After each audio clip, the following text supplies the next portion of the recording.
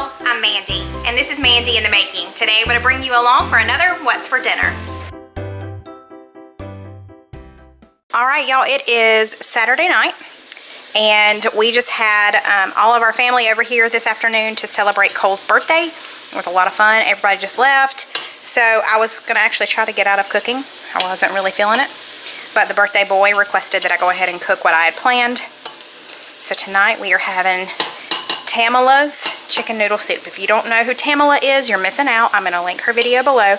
I've done this recipe on a What's for Dinner already, so this is the second time I'm doing this one. We love it that much. So we are about to make this really creamy chicken noodle soup. Again, I will have the recipe and or the video linked below.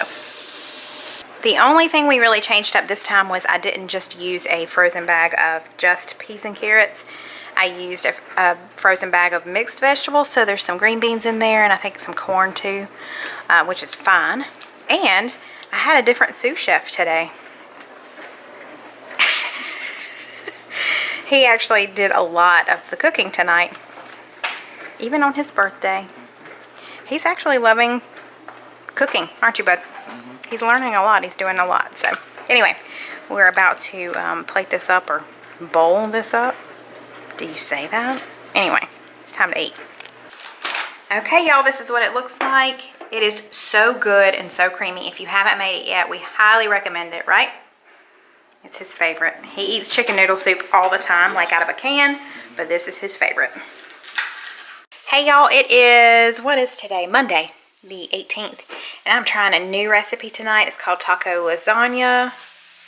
It's kind of like a taco casserole, I guess.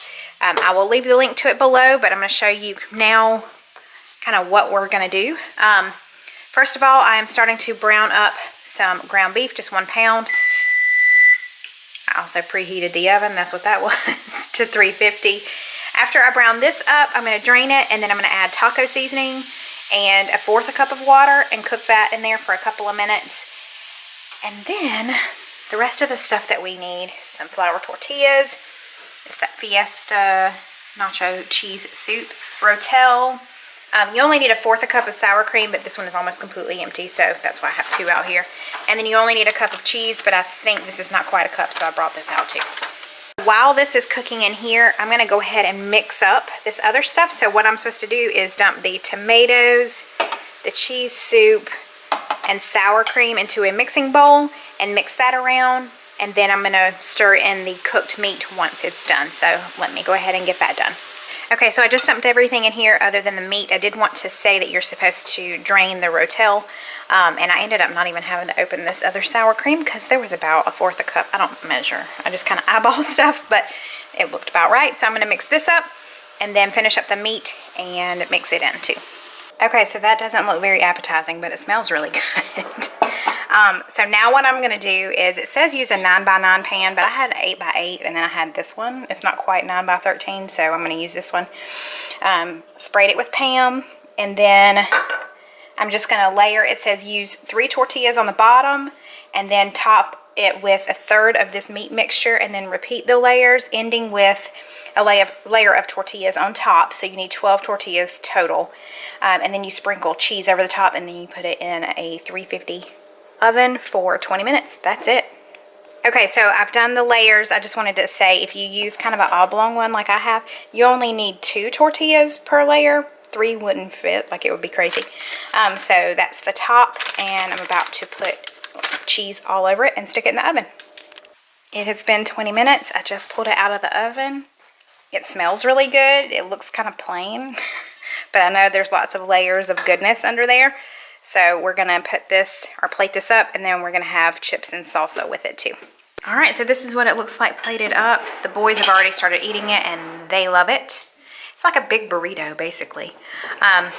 We're serving it with sour cream, and then we're also, like I said, having chips and salsa. My dad recommended this salsa. You can get it at Walmart, Mateo's.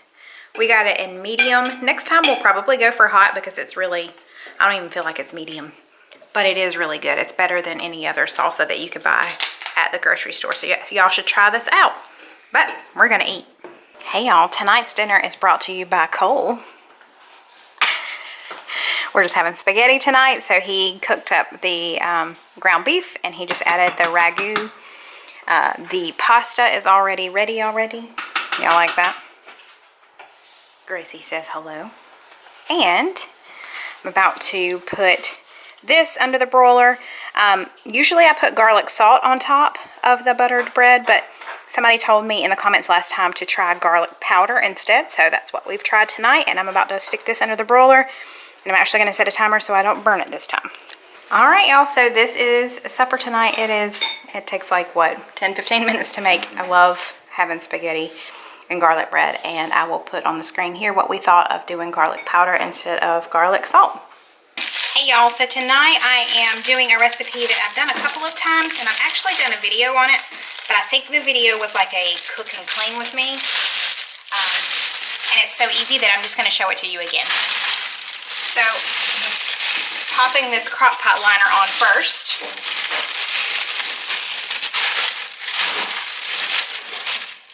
And then in a kind of small bowl here, all I'm going to do is I'm going to mix, it calls for 2 cans of cream of chicken soup, but I'm going to do a can of cream of mushroom and a can of cream of chicken. And then a onion soup mix, just like 1 teaspoon of minced garlic, and about a ½ cup of chicken broth. I'm going to mix all that together and pour it in here. And then I'm just going to put in 4 boneless pork chops and make sure they're covered really well, and put it on high for like 3 hours because it's already almost 3 o'clock. So obviously I'm getting a late start to this. So let's get this done. Okay, so I mixed everything together and put the pork chops in with it. I am going to sprinkle it all with Nature Season, just because I love Nature Season. It doesn't say to do that, obviously, but anyway. And now I'm just going to make sure that they're all kind of covered in the gravy. And then I will probably be making pork chops tonight. I mean, pork chops. Mashed potatoes to go along with this. And then maybe some broccoli or something too. But this is a very easy smothered pork chop recipe, and we really love it. So I put the lid on, and I'm going to set it to high for 3 hours. Whoops, there we go. Alright y'all, so supper is ready. We've got pork chops with the gravy, and I made mashed potatoes, and we just did like a steamable bag of broccoli. So yes, comfort food at its finest. This stuff is so good, y'all.